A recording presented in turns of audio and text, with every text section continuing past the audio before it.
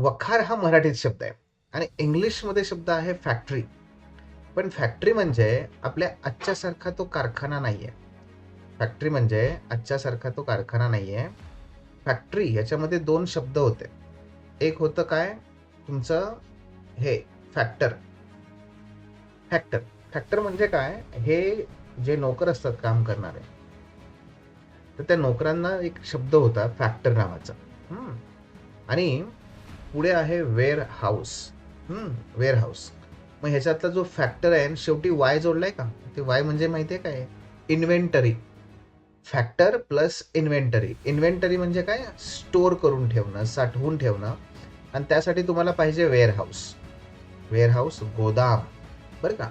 म्हणून फॅक्टरी हा शब्द इथे दोन शब्दांपासून बनलाय. एक फॅक्टर आणि दुसरा आहे तो इन्व्हेंटरी. Factor inventory. तर इन्व्हेंटरी मालाची साठवणूक करणे, फॅक्टर तिथे साठवणूक केल्यानंतर ते निगराणी करणारा कर्मचारी, फॅक्टरी. आणि याला मराठीत म्हणतात वखार. मग हे वखार जे आहेत ना, वखार या ठिकाणी काय होतं की कंपनीचे व्यापारी यायचे, इथे राहायचे. कंपनीचे कर्मचारी याची देखरेखाव करायचे. इथे माल ठेवला जायचा, साठवला जायचा, जेणेकरून तिथे तो विकण्यासाठी वगैरे सोपं